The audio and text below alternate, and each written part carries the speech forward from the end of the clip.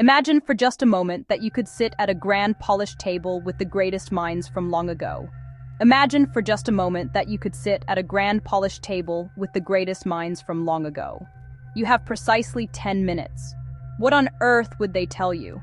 They certainly would not chatter about mobile phones or the latest streaming service. Instead, they would lean in and ask the truly big questions. What is real?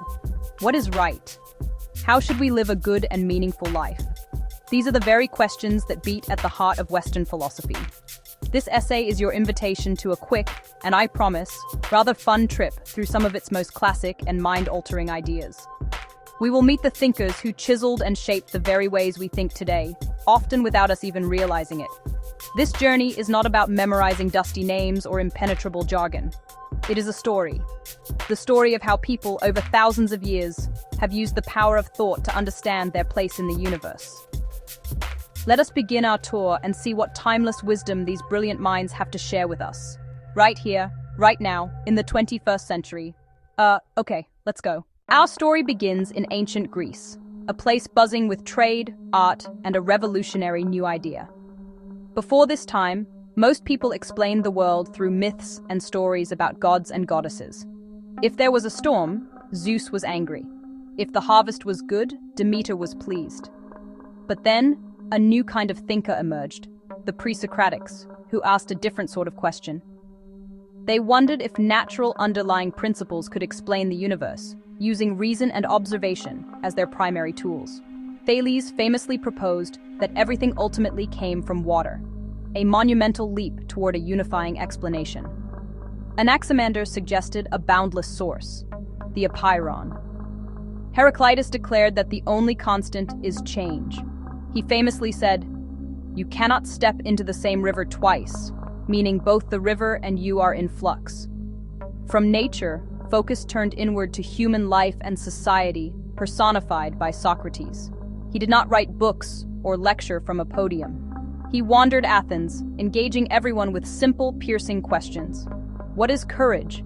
What is justice? He revealed how often we are confused about our own beliefs. The Socratic method wasn't to embarrass, but to pursue truth. He held that the first step to wisdom is admitting our ignorance. The unexamined life is not worth living. That was just the beginning. After Socrates' death, Plato took up his master's torch and carried it to astounding new heights. He preserved Socrates in brilliant dialogues and introduced the theory of forms. Is the world we see the real world, or a shadow of a deeper, more perfect reality? In the allegory of the cave, prisoners mistake shadows for reality.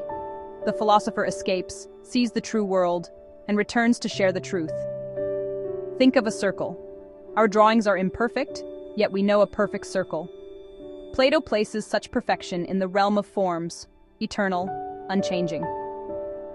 Acts of justice are reflections of the perfect form of justice.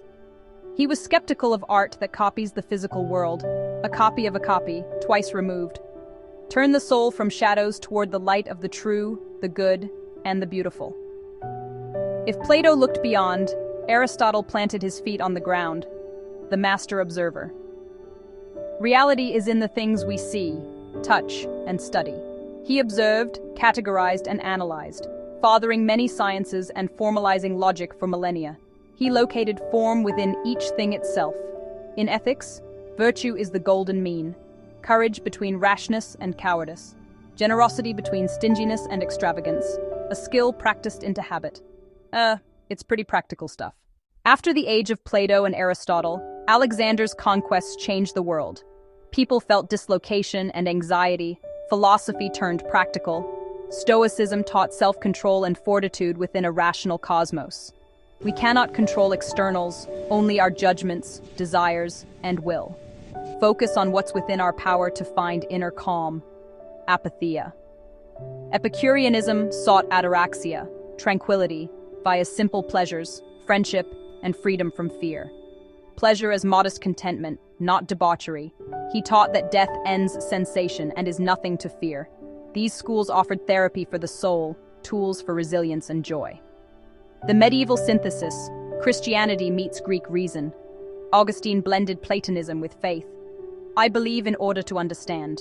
The restless heart seeks God. Centuries later, Aquinas synthesized Aristotle with theology, elevating reason's role. He offered arguments for God, like the first mover, using observation and logic. A vast intellectual cathedral where faith and reason work together. Their careful logic and moral concern laid foundations for Europe's future. The Renaissance and scientific revolution shook old certainties. A new sense of excitement and profound uncertainty. Descartes embraced radical doubt, even an evil demon deceiving him.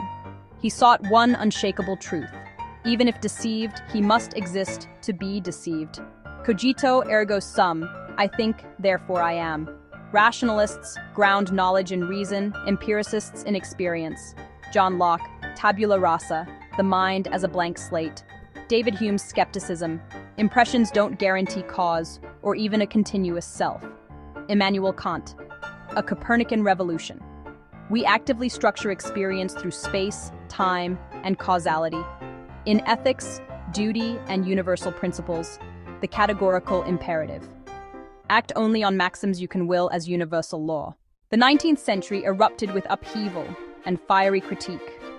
Karl Marx saw history driven by material forces and class struggle, bourgeoisie versus proletariat. Economics shapes our politics, laws, religion, even family life. Philosophy as a weapon for social change. The philosophers have only interpreted the world. The point is to change it. Friedrich Nietzsche declared, "God is dead." Foundations crumbled, leaving nihilism. He diagnosed life-denying morals and called for the Übermensch to create new values, live with passion, strength, artistry, embrace the will to power to grow, strive, overcome. We've toured 2.5 millennia of thought. These aren't relics. They're the architecture of our minds, shaping laws, science, politics, and personal belief. Rights echo Locke. Fairness echoes Kant. The scientific method owes much to Aristotle and the empiricists. Our justice debates descend from Plato and are reframed by Rawls. In an age of noise, philosophy trains clarity and critical thinking. Stoics teach peace. Aristotle builds virtue. Existentialists call us to create meaning.